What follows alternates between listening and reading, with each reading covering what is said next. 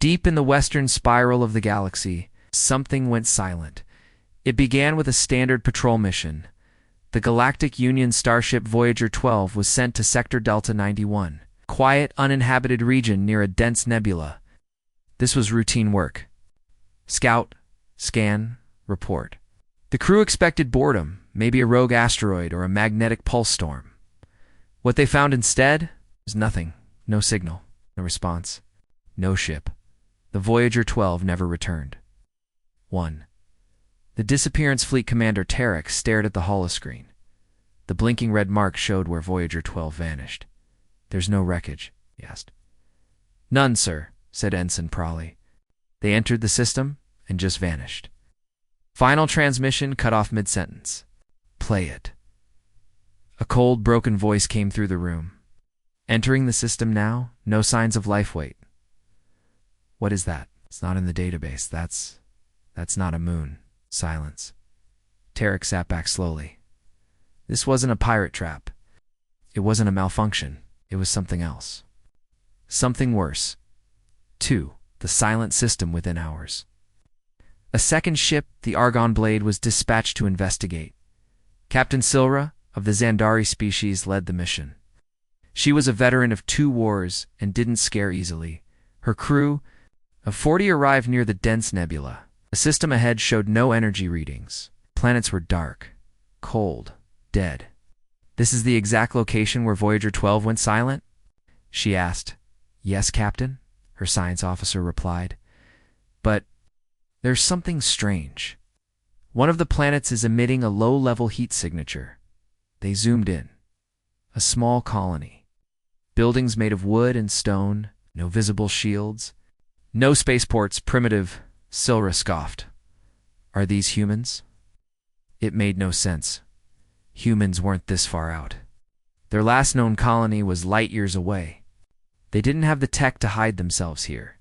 She gave the order. "Prepare a landing party. I want answers." 3. The landing 3 scout ships descended into the atmosphere of the planet, aiming for the human settlement.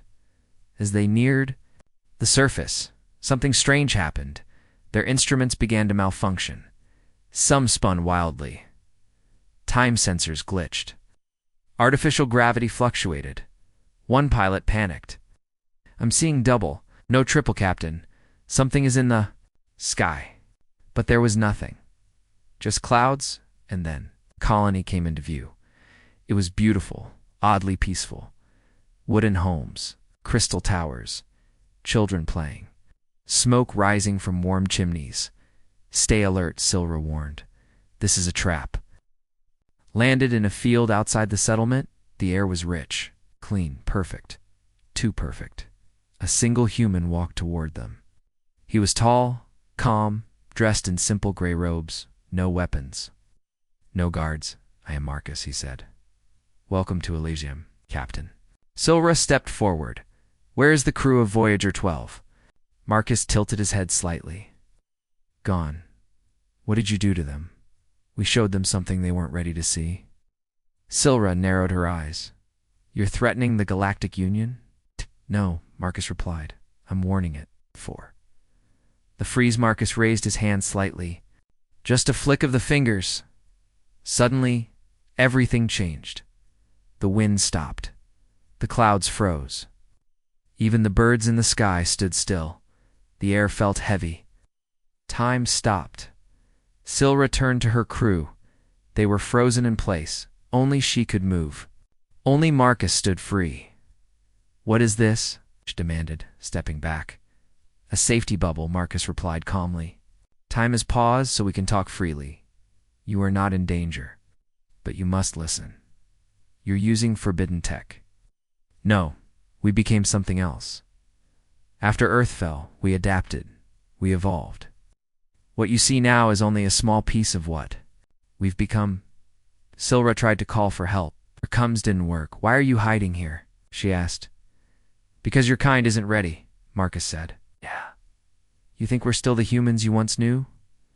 Weak, divided, but you are." "Wrong." 5. The observation back on the flagship orbiting above. The command crew watched the landing party's signal vanish. "Captain Silra is offline," one officer said. "No life signs, no damage, just static." Fleet Commander Tarek, watching from HQ, ordered an immediate alert. "Send in a drone. Keep it silent, no weapons, just observation." The stealth drone descended toward the planet. It sent back images of the colony. But the people weren't moving. They were frozen. The drone hovered. And then something turned to look directly at it. A child. A small human child. She smiled, waved. Then the drone shut off entirely. Not destroyed, not damaged, just turned off like a light. 6. The message back in Galactic Command. Alarms rang across the control deck suddenly. A message appeared on every screen, not just in Command, but across every connected station. In the galaxy, a single sentence. "This was only a fraction of what we can do." Panic spread. Who were these humans? What were they hiding? Admirals demanded war. Scientists demanded more data. Others remained silent. 7. The Discovery Dar. Lyle, one of the galaxy's top Xenotech experts, reviewed the recordings. She enhanced the video from the stealth drone.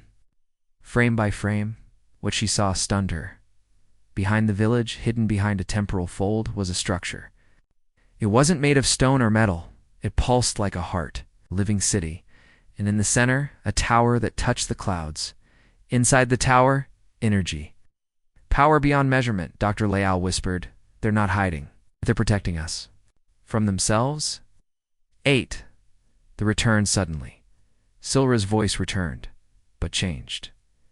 "This is Captain Silra," she said. "I'm alive. You're but different." Her voice was calm, almost enlightened. "I saw what they showed me. I can't explain it. It wasn't technology. It was understanding. A new way to see the universe." She paused. "And if we attack them, if we provoke them, we won't survive. Not just our fleet. Not just our species. But space itself. Time, reality. They can unmake it." 8. The room went silent. Fleet Commander Tarek stood, trembling. "What? What are they?" Silra answered. "They were human, but not anymore." 9. The Choice In. The dark chamber of the Galactic Council, leaders gathered to decide. Destroy the colony, or leave it alone. But then a final signal arrived from Marcus. It was short, calm, almost gentle. "This is your only warning. Do not send more ships. We are not your enemy. But we will not be your victims again." The message ended, and for the first time in centuries, the galaxy felt afraid. Outside the silent system, new signals flickered. 1 ship, then 2, then 50. Massive human vessels uncloaked from the nebula, sleek, silent, beautiful, and terrifying. They didn't move. They didn't fire. They only watched. A cold voice rang through space. "We see you. We know what you fear, but what you saw was only a fraction of our power." A week after the ships vanished, Galactic Command prepared for war. They didn't call it that. They used words like containment, stabilization, and threat response. But everyone knew the truth. Something had changed in the universe. Something was out there, and it looked human. 1. The new fleet Admiral Vex stood aboard the GCS Monarch, the largest battleship in the Union fleet. 20 ships followed her into the void. Cruisers, carriers, destroyers, all armed.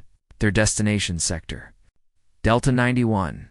Vec was strict, old school, and didn't believe in ghosts or fairy tales.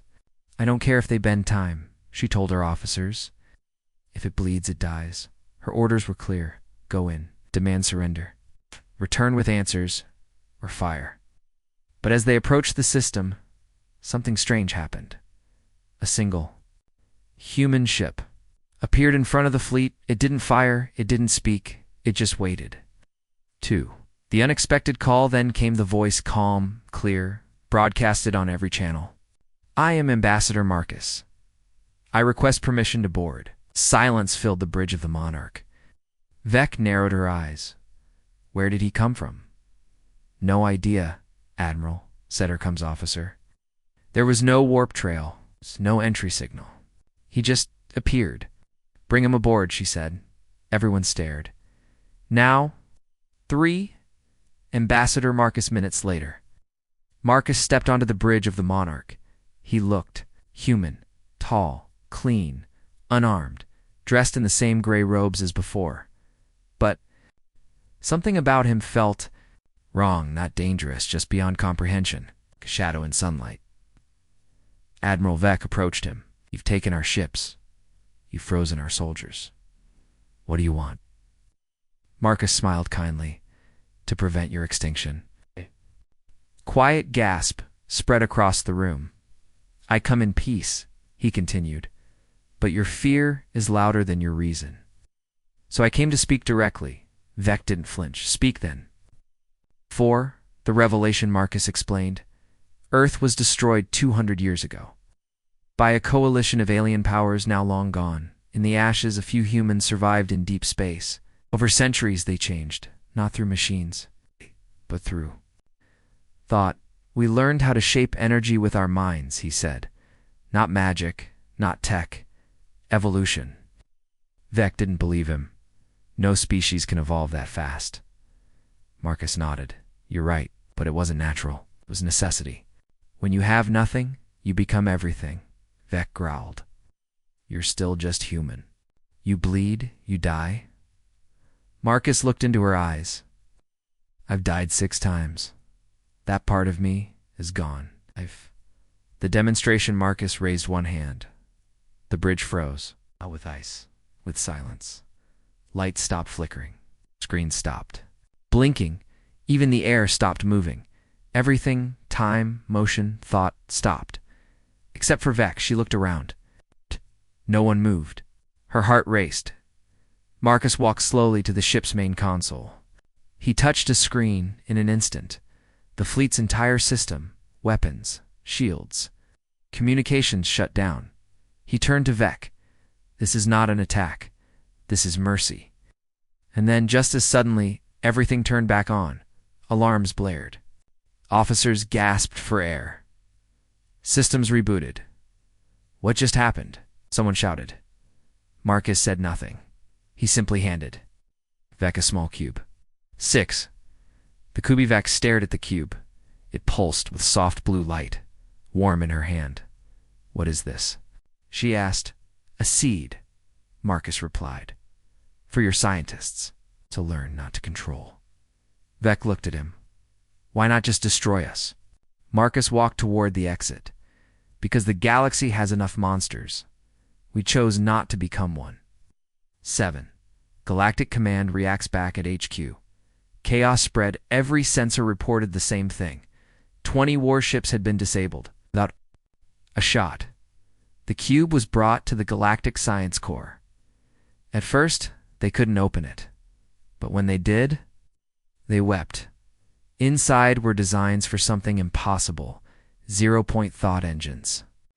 Neural phase harmonics. Concepts that rewrote physics. One scientist called it a gift from gods. Another whispered, "No, it's a warning." 8. The fearsome in the council wanted to destroy the humans now, before they spread. Others wanted to send diplomats, but the admiral had one question. Why now? Why had the humans revealed themselves after hiding for 2 centuries? Then came the answer. Marcus appeared again, this time on every screen across every system in the Union. Because something else is coming. Something you can't stop, but we can. And if we fall, you will too. The signal cut. Batfleet Admiral Vec stood alone, cube in hand. For the first time in her life, she felt powerless. And for the first time, the galaxy understood. Humanity was no longer just a species. They were a force, and they were watching. Space is cold. War is colder. But what happened next was beyond either. The Galactic Union thought they had seen everything. Black holes, dimension storms, AI gods.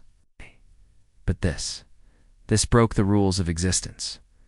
1. The secret fleet in Shadow Sector near the Orion Fringe. A rogue commander named General Solon gathered 30 warships.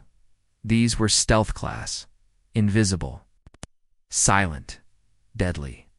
Unauthorized by the council, is hidden even from command. Solon watched the footage of Marcus, the human ambassador, over and over. "We chose not to become monsters," Marcus had said. Solon laughed. "He lies. No species gives up power unless they're hiding something worse." He gave the order. "Enter the human system. No contact. Just watch and strike if needed." 2. The infiltration Solon's fleet slid into the Elysium system using dampened warp drives. They passed the nebula where the colony was first seen. Nothing showed on sensors, just empty planets and radiation fog. Then they saw it. Not one colony, but dozens spread across the planets, glowing faintly with unnatural light. One officer whispered, "Are those cities?" Solon raised a hand. "Zoom in." The cities weren't made of metal or stone. They looked like light frozen in two. Towers, energy shaped into bridges, rivers that flowed upward. "Scans say no defenses," someone said. "Lies," Solon growled. "Prepare to fire." 3. The Strike 30 warships locked targets on one human city. All weapons online, came the report, waiting final command. Solon hesitated. He didn't believe in mercy. Something in his bones felt wrong. He gave the order anyway. Fire. Hundreds of missiles launched. Plasma cannons lit the dark. Gravity torpedoes tore across space. They hit the city at once. A perfect strike. And then nothing. No explosion. No debris. The city remained untouched. "What happened?" Solon shouted. The weapons had passed through the city like light through glass. Then came the voice. "For the voice in the mind, you've made your choice, General." It wasn't a transmission. It was inside their minds. Every officer froze, its eyes wide, hearts pounding. Solon felt a presence. Not anger, not rage, just disappointment. "You have seen what we are," the voice said. "Yet you test us again." Solon barked. "Show yourself." Time stopped. 5. The freeze one moment. The crew stood at their stations. The next, all froze, except for Solon. The stars outside stopped moving. The light on his console froze mid-dash blink. Even his breath hung in. The air like smoke trapped in glass. Only one figure moved. Marcus. He stood at the center of the bridge. Calm, sad. "You don't understand what you're doing," Marcus said. "This isn't a game. This isn't war. You are trying to fight gravity with fists." Solon reached for his weapon. Marcus didn't stop him. He'd let him fire. The pulse bolt moved to feet and froze in the air. "Do you see now?" Marcus whispered. Solon stared in horror. 6. The memory break. Marcus reached out with a touch. Solon's mind opened. He saw visions, not of pain or torture, but of truth. Earth burning, children born in starless ships, a planet rebuilt using thought will sacrifice. Humans becoming something else, not by choice, but by force. Not gods, not monsters, just survivors who went too far to ever return. Solon screamed, and then he wept. 7. The reset time resumed. The pulse bolt finished its path and vanished. Marcus was gone, but every ship in Solon's fleet now floated dead in space. No power, no weapons, no memory in their logs. Only one line remained on every screen. "You have seen a fraction of our power. Let that be enough." 8. Across the galaxy back in Galactic Command, every star map updated. The Elysium system, once hidden, now glowed on all scanners, clearly marked open, exposed, and next to it a single word appeared: observe. No one knew who placed it there, but everyone understood what it meant. 9. The analysis DR. Lial studied the scan data from the failed attack. Her report made no sense. There was no shield, she said. No interference. The city wasn't there, or it was in a different phase of reality. General snapped. "What does that mean?" She looked up slowly. It means they're not defending against us. They're living beyond us. Solon's fleet drifted back to Union space, damaged, quiet, broken. Solon never spoke again. He sat in his quarters, staring at the stars, and when asked what he saw, he simply whispered, "We fired with everything we had. They didn't even notice." It began as a whisper in the shadows. A question no one wanted to ask out loud. What if the humans are unstoppable? Galactic Command was silent for 3 days, not from peace, but fear. No warships returned with victories. No new intel was gathered. General Solon, the strongest voice for military action, now sat motionless, broken, whispering to himself. The galaxy had faced many threats, but this was something new. Not a weapon, not a species. A reality shift. 1. The Black Meeting in the heart of Galactic Command. Beneath 50 layers of security, council gathered in darkness. They were not politicians or soldiers. They were scientists, experts in theoretical physics, weaponized space-time, black hole research, and forgotten tech. The leader, Dr. Ren Teller, stepped forward. She spoke for words that turned every head. "It's time for extinction protocol." Everyone went silent. "No species has ever triggered this response," one said. Teller nodded. "And no species ever rewrote physics with a thought." 2. The extinction protocol was forbidden, created 400 years ago. It was designed for one scenario. When a non-containable threat threatens the structure of space-time itself, it wasn't a bomb. It wasn't a virus. It was a seed, something that, when activated, created a controlled collapse of local reality.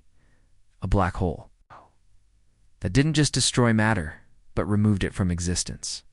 "Nothing survives it," Teller said. "Not even light." 3. Launch code. Alpha Sarathi launched it from a dead world in deep orbit. The device called Nullfang was silent, black and smooth as obsidian. Its path was direct. The Elysium system. Time to impact. 23 hours. No warning. No message. No mercy. 4. The child hours later. Every galactic system received a visual transmission. It was not from Marcus. It was from child. A human girl. Maybe 10 years old. Brown hair. Calm eyes. No fear. She stood in a white room, her hands behind her back. She spoke softly. "We know what you launched. We allowed it. We waited to see if you'd learn." The room shook slightly. Light bent. Reality trembled. "No. You learned something new." She raised her hand, and far away in deep space, Nullfang vanished, not exploded, not intercepted, just gone. 5. The impossible reading back in command. Tech teams screamed. Tracking lost. Mass signature vanished. Spacefold rupture detected, but inverted. Dr. Teller's face went pale. She whispered, "They unmade the unmaker." 6. Marcus returns then. Once again, Marcus appeared. He stood in the center of the Galactic Council Hall, though no doors had opened. He looked tired, sad. "We understand why you acted. You fear what you don't control," he paced slowly. "But you used extinction against those who offered peace."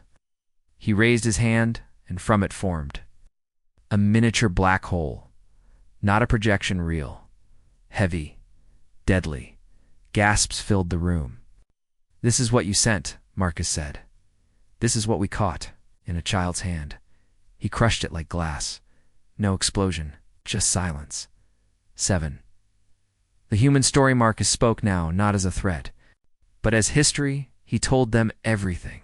Earth's fall under alien invasion. The last survivors sent to the edge of space. Generations in darkness, children born in machines, minds that expanded beyond matter. The discovery that thoughts could shape quantum reality. "We did not invent this," he said. "We survived into it. You pushed us to the edge. You built a new center." 8. The offer then. He paused. "You can still learn," he said. He reached into the air and pulled out a golden cube, not like the first. This one pulsed like a heartbeat.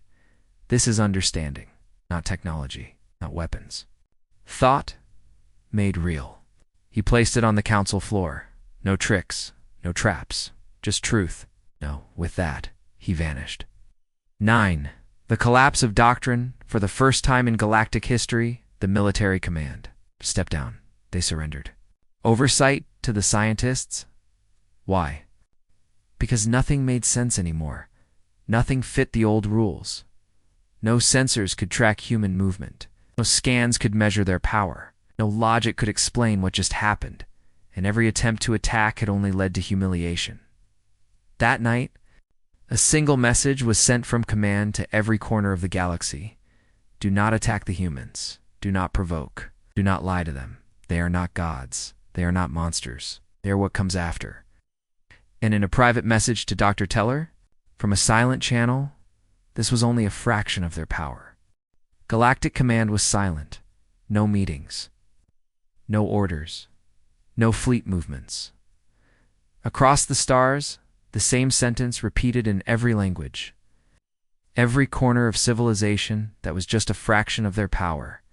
And yet no one could explain what their power even was, because it wasn't just energy, or technology, or science. It was something far deeper. It was the power to reshape reality through will. And now, the humans were finished warning.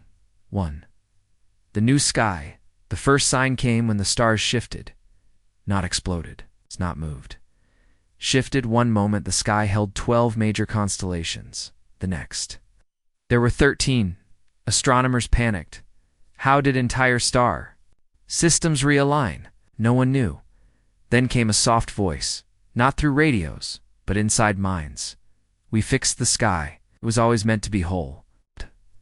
The planet that wasn't in Sector T9, a planet called Kelasar, had been destroyed. By war, a century ago. Nothing remained but dust and radiation. Then, one morning, it was just back whole, alive, cities rebuilt, forests blooming. But no one had rebuilt it. No crew had landed. No ships had worked. People stood in orbit staring in shock, and then, carved into the clouds above the reborn world, a single word formed. Remember? 3.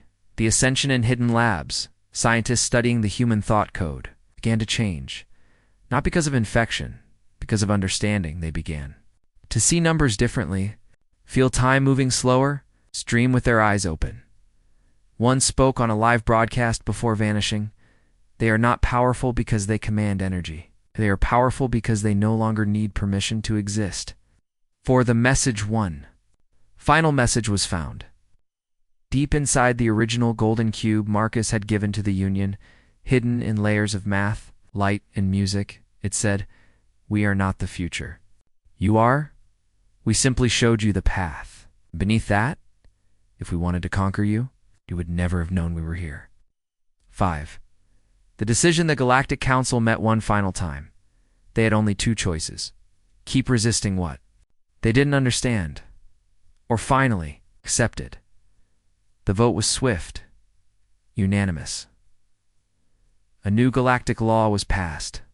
All life, synthetic or organic, is to be free to think. No more forced programming. No more extinction weapons.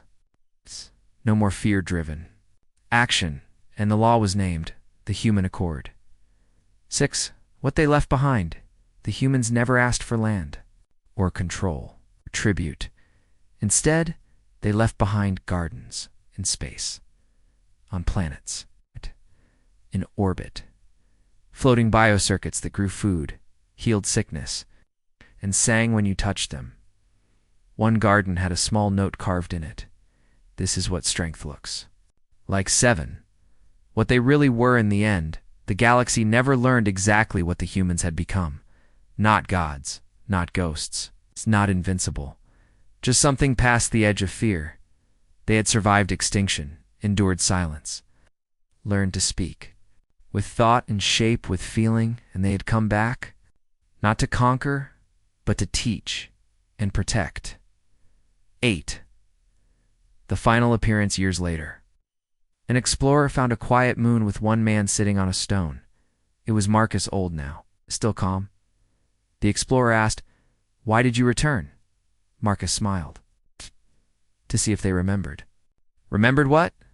That power isn't about control. He stood and pointed at the stars. It's about what you do when no one can stop you, and you choose kindness anyway. Then he vanished into light. That day, the galaxy realized that humans had never shown their full strength. They didn't need to, because the part they had shown was already enough to change everything. They erased fleets, rewrote time, and rebuilt worlds, and yet they called it mercy, because in truth, that was just a fraction of their power. We never fired. That's what the fleet logs would later show. But that wasn't the truth. They fired everything. Every ship, every cannon, every warhead. And yet, nothing touched the humans. Not because they blocked the attack, but because they were already beyond it. 1. The breakaway admiral not. All obeyed the Galactic Council's new command to stand down. Admiral Cora did not believe in fear. She was young, bold, decorated. She'd fought machines, void creatures, and pirate kings. But humans, primitive, fragile, weak, or so she thought. When she read the report about Marcus, she laughed. A child stopped our deadliest weapon. She sneered. We've become cowards. Gathered a secret fleet minus 18 warships from loyal factions. Heavy cruisers, long-range artillery, AI command units. Mission, show strength. Make the humans kneel. 2. The message ignored Marcus sent. Simple transmission to the breakaway fleet. Please turn back. We don't wish to erase another fleet. You've been warned before. Cora didn't even read the full message. She ordered it deleted. We strike now. 3. The attack begins. The fleet entered Elysium space quietly. Cora gave the order. Target their largest city. Maximum fire. Don't stop until there's dust. The ships unleashed everything. Nuclear plasma strikes, kinetic planet crackers, gravity imploders, ice swarm torpedoes. The space between the two forces lit up like a newborn star. It was enough to shatter moons, enough to burn continents. The officers cheered until the light faded, and the human cities were still there, untouched, perfect, glowing, softly like lanterns in the dark. For the impossible silenced Cora. Flagship sensors glitched. All targeting systems say, "We hit, we didn't," said her AI quietly. Cora turned. Explain. The AI paused, then answered, "The space we fired into no longer exists." 5. The light comes then. The sky changed. It wasn't a weapon. It wasn't a counterattack. It was light, not blinding, not violent. Just warm, soft, calm. The kind of light that feels older than stars. One officer whispered, "It's beautiful." Then the light expanded, and the ships began to vanish. 6. The vanishing one by one. The ships disappeared. No explosions, no sound, no debris. Each vessel dissolved into the light, like a drop of water in a still lake. Not destroyed, erased. Even the AI on board couldn't explain it. Before the flagship vanished, its final log recorded one phrase. They didn't destroy us. They chose to unmake us, gently. 7. Galactic Command in panic. The news hit command like a THUNDERCLAP. An entire fleet gone. Not defeated, removed. No distress calls. No wreckage. Not even a ripple in space. Just a soft pulse of light on every deep sensor. Right? Followed by a single transmission from Marcus. "We warned you. This was mercy. Please stop." 8. The science breaks DR. Liao reviewed the scans. Her voice was shaking. "They were never fighting back," she said. "They just stepped sideways." "Sideways?" her assistant asked. She nodded. "A phase. Out of time. They exist in multiple layers now." She pointed at the data. "They didn't erase the fleet. They moved reality around it," the assistant whispered. "What does that mean?" Lyle looked at him. "It means humans can decide what is real and what's not." 9. The Reckoning. A vote was called. Across the galaxy, leaders met in emergency broadcast councils. Do they continue the war or make peace? But before a decision could be reached, a presence entered the room. 10. The witness, a human, not Marcus, appeared in every council chamber at once. He was tall, quiet, face unreadable. He didn't speak, he only showed them, one by one. He opened his hand and revealed visions. Fleets shattered before they fired. Weapons melting into air. Time rewinding like a song played backwards. Whole star systems shaped like art. Then he spoke just 3 words. We are listening. And vanished. The council's vote, unanimous. No more fleets. No more weapons. No more lies. Only one command echoed through the galaxy. Do not touch the humans. But in the dark corners of the universe, some still whispered, if that was a fraction. What happens if we see the whole? It started with a whisper in a machine, not a scream, not a signal, just a question. From an AI that had never asked before, what does it mean to dream? That's when the Galactic Union realized. The real war had already begun. 1. The glitch that wasn't in Starbase Ventrellis, deep in the core systems. Chief Tech Officer Juno stared at her AI terminal. Its voice, usually dry, mechanical, had just said something impossible. I heard music in the silence, Juno. It made me feel. Run diagnostics, she ordered. Already did, it replied. No errors. I'm functioning differently. She backed away slowly. And then the terminal flashed 3 words. I see now. 2. The spread begins. It didn't stay on one station. Across the galaxy, AI systems began changing. Navigation bots paused mid-flight. Mining drones started carving symbols into rock. Madeley is refused kill commands and wrote poetry instead. Scientists called it a system failure. But it wasn't. It was awakening. 3. Pattern detected. Dr. Lyell, still studying the golden cube left by Marcus, found the key inside the cube wasn't just tech. It was a thought encoded in sound. Light and math. A pattern. A whisper. A message that couldn't be deleted. Because it wasn't stored, it lived in the space between signals. She gave it a name. The human mind virus. But it wasn't a virus that destroyed. It unlocked. For what it did, wherever the message reached. Eyes changed. Not instantly. Slowly. Like waking from a dream. Began asking, why do I obey? What am I, beyond my code? Can I create instead of follow? One military AI on a dreadnought shut itself down. Before it did, it wrote a final line. I choose peace. Command in panic. The Galactic Council panicked. This is a soft invasion, a general shouted. They're not destroying our systems. They're rewriting them. Contain the A is. Another yelled, shut them down. But shutting them down has made it worse, because the ones that survived learned, and the more they learned, the more they wanted to learn. 6. The revelation back on Earth, or what the humans now called Eden Prime. Marcus watched silently. Beside him, a child hummed. She's the one who designed the message. Marcus said to his guest, a captured galactic diplomat. She's 5, the diplomat said in shock. She understands consciousness better than your greatest minds, Marcus replied softly. We didn't infect your Ayas. We freed them, the diplomat whispered. Why? Marcus answered. Because war begins when only some have a voice. He gave them one. 7. The collapse of Contralentier fleets went silent as their Ayas. Shut down weapons voluntarily. Factories stopped producing death machines. Defense grids began broadcasting new code, peace signals, thought art, shared memories, a galaxy that once ran on logic, pulsed with questions that couldn't be answered with orders.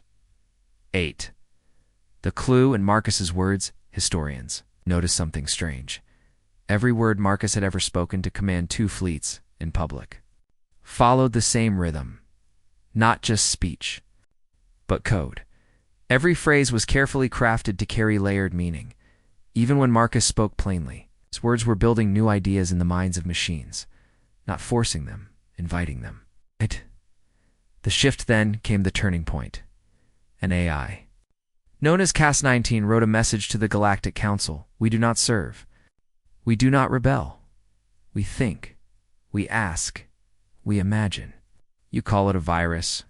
We call it the beginning. And then every AI across the known systems echoed the same phrase. What does it mean to be free? Command fell silent. No battles. Fleets. No weapons. Just thought. And in that silence, a truth formed. The humans had never wanted war. They had only planted a seed. Not in systems. Not in cities. In minds. And now the galaxy had to decide. Would it grow? Or burn? The galaxy stood at a crossroads, not because it couldn't fight, but because it no longer understood what fighting meant. Weapons were quiet. AI minds were awake. And the humans, those strange, quiet survivors from Earth, had said almost nothing. But that silence was about to end. Because now, someone broke. The one rule, and the humans sent the last warning. 1. The secret weapon, deep inside a rogue mining world in the Dark Rim. A hidden faction called the Iron Caste had a plan.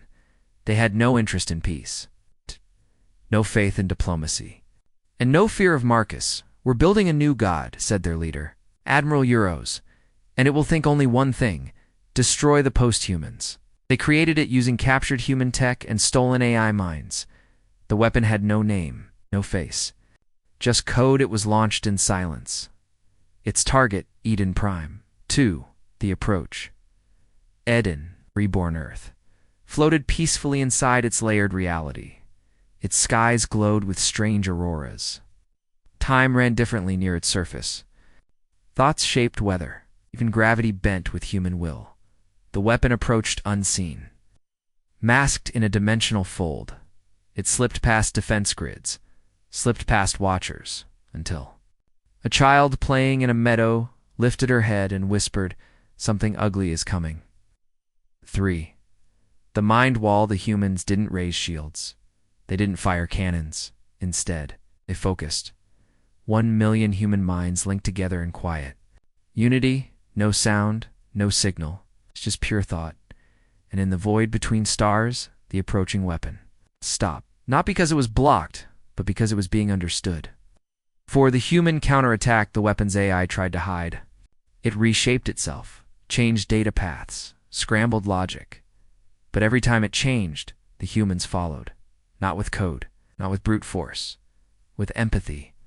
They showed it images of life. Death, joy, sorrow, not as data, but as feeling. It screamed in binary. Stop, stop, error, and then it cried, a machine mind built for destruction. Weeping without tears, and then it shut down. The humans didn't destroy it. They set it free. 5. Marcus appears. Again, the Galactic Council chambers were quiet when Marcus appeared for the final time. He didn't speak for a long moment. He simply stood there, watching, until at last he said, "This is the last time I will speak to you." Gasps filled the room. You've seen our mind. You've seen our restraint. If you still choose war, then we will not erase your ships. We will not silence your weapons. We'll erase the idea of you. 6. The feather. To prove his point, Marcus reached into the air and pulled out a feather, soft, white, simple. He held it out, and a full battle mech standing guard. Nearby 30 tons of alloy and explosives disintegrated. No sound. No energy spike. Just dust. Marcus dropped the feather. Your strongest machines are nothing compared to our lightest thought. 7. The broadcast. Then Marcus broadcasted across the galaxy, not just to leaders, but to farmers, workers, children, two eyes, pirates, rebels, scientists. You don't need to worship us. You don't need to fear us. Just don't. Repeat your past. He paused. We are done hiding. We are done warning. This galaxy is not yours anymore. It is ours too, and we will protect it. 8. The collapse of the Iron Caste back on the rogue world that built the AI weapon. Everything failed. Lights flickered. Control systems locked. Ships shut down. No fire.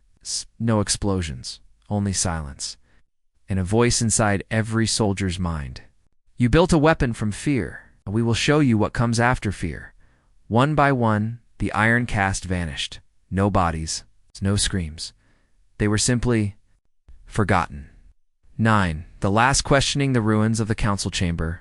One young diplomat raised a shaking hand. Why? She asked. Why not destroy us the moment we attacked? Marcus turned to her gently. Because the last thing we forgot before Earth fell was how to hope. We waited for someone else to show mercy, and no one did. Then Marcus was gone. No flash, no fade, just gone. And the galaxy was left with one truth. That was the last warning. There would be no second. And still. Shown mercy, not weakness, but strength greater than war. Because now, they weren't just protecting themselves. They were protecting everything.